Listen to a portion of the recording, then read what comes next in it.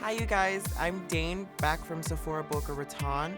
I'm here to show you guys how we did this rosy goldy romantic sweet look today. So I can't wait for you guys to see it. So I've already started my base for this really warm summer look, and I'm using the Pretty Vulgar Silent Treatment Matte Lip Moisturizer to really hydrate my lips but keep them mattified for the lip to come. I really like this because even when your lips are chapped, it gives your lips a nice moisturizing feel, but it doesn't make them too shiny for lip application. So it's the perfect primer. So now we're ready to prime. So we're using the Makeup Forever Step 1 Skin Equalizer Eye and Lip Primer to get my eye ready for any shadow. I really love this primer because it really helps to smooth the lid and keep all your shadows on. And I'm a glitter fiend, so this even helps with the glitter application to really make it stay. If you haven't tried it, you should, and you can also use it under the eye to help smooth for concealer and on top of the lips as well.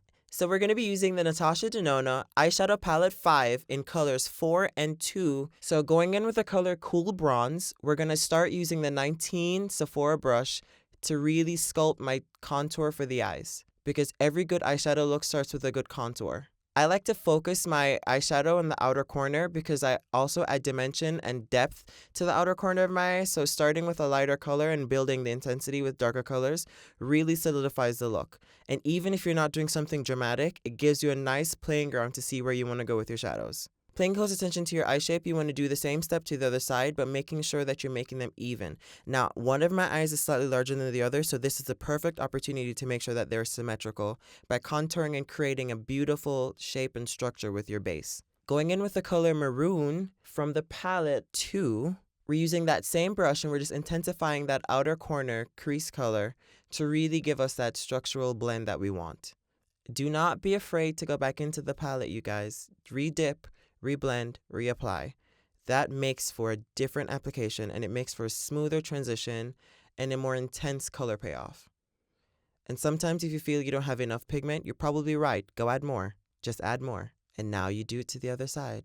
So using the number 12 shadow brush, I'm just going over the edges of my blend to really soften it so that it gives me a super silky transition from color to skin tone so that I don't have this random fall off on the face. So using that 19, we're just going back in to re-intensify that color. Dipping into my palette 5, color 4, we're using the color Oxide to go onto the lid using the number 14 shadow brush to just apply the color all over for really beautiful depth to the lid. And I like to do this as a transitional color from the outer corner to the inner corner because it gives the shadows some movability, so it's not just a really bright inner corner and a really dark outer corner. Just giving yourself a nice color story, you know? Going in with the color Aura using the same brush, we're just going to apply that towards the inner corner to really intensify the highlight so we get some dimension in the eye.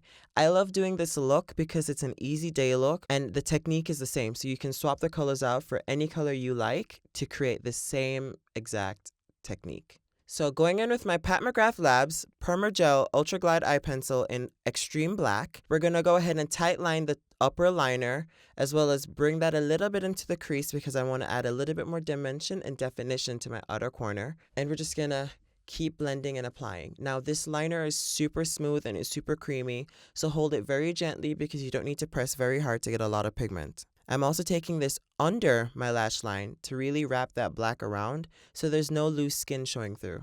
Taking my number 11 smudge brush, now this is my favorite brush, I'm blending that out into the crease as well as on the lash line so there's no harsh black lines. And if this is your first time working with black, a smudge brush is going to be your best friend.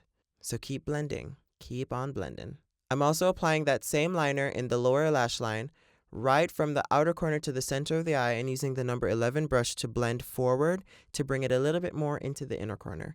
I do this trick because I want to open the eyes out, but I also want to keep a little smoke going under the eyes. I took the color Maroon from palette 2 and went over that black just to give a little bit of color to match the top lid so that there was a color story going on and I didn't look uneven. Do not be afraid to put shadow underneath your eyes, you guys. It just intensifies the look. Matching the other side, keep cautious with the liner. If you notice I'm holding it, just to really get a grip on the liner, really just use your liner sparingly. But it's a great liner and she'll never leave you astray. I personally really love it because it doesn't run, it doesn't crease, and you don't get raccoon eyes at the end of the day. But it's easy to remove, so that's always a good thing. Going back in with that number 11, really just smooth that liner out, but keep blending. As above, down below, whatever you do to the top, you want to match on the bottom. So going back in with the number 11, we're just going to smudge along the lower lash line and add that maroon color. So going with the number 18 brush and the Stila Glitter and Glow highlighter in Painted Lady, we're going to apply that on the inner corner just to really intensify the look, but also give it a subtle, subtle hint of drama.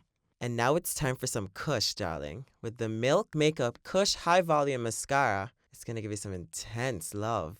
I like to go in with 1 to 2 pumps, depending on the intensity of the look, to really coat my mascara so that it can get some intense black payoff on the lashes. Now, I have naturally dark lashes, but they get coated in shadow, so you just want to go ahead and go over them to define but also fill out the lash line. If your lashes are curly, however, I would do this step after you apply your false lashes because it's a little bit easier to blend your lash together if your lashes are super curly. And I love to hit my lower lash line because I like to give it that little bit of a punch to really contrast my eyes. So everything I do above, I try to keep down below. And you want to repeat on the other side. Take your time. Rome wasn't built in a day. And now for lashes. These are the Sephora Collection Luxe False Lash in Quill. Using that and my Duo Brush On Adhesive, we're going to apply some lashes. I like using tweezers because it gives me the ability to actually see my eye and focus on the lash while applying, so I don't poke myself in the eye or stick the lash on my lid. You want to get it as close to the lash line as possible without getting the glue on your lashes because that's when you start ruining your lash line.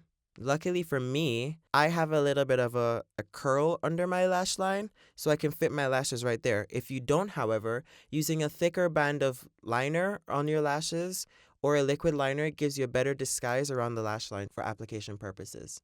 But you know your eyes better than I do. And now time for the lips. Using the Fenty Beauty by Rihanna Mademoiselle Plush Matte Lipstick in Griselda, we're going to go over the lip with one nice easy coat of this beautiful plummy color. Now I have full lips, so a trick that I love to do is apply on the bottom and blend towards the top and then fill in the empty gaps after that. If you have to overline your lips, I suggest using a pencil or the edge of the lipstick tube to really give you a nice glide. Going over top, I like to use the Fenty Beauty by Rihanna Gloss Bomb Universal Lip Luminizer to really give my lips a nice glowy pout. It's really beautiful on top of any lip combination because it's neutral, but it gives your skin a nice glow. And that's it, you guys. Thank you guys for sticking all the way through. It means a lot to me. Now, I personally love this look a lot. It is really, really beautiful, and I do it all the time. So I can't wait to see your guys' recreations of this look. So make sure you like, comment, and subscribe to Sephora on all social, because how else you're going to stay tuned to see more content like this. Make sure you also follow me at @blank_production, and I can't wait for you guys to tag me in everything that you do. Bye!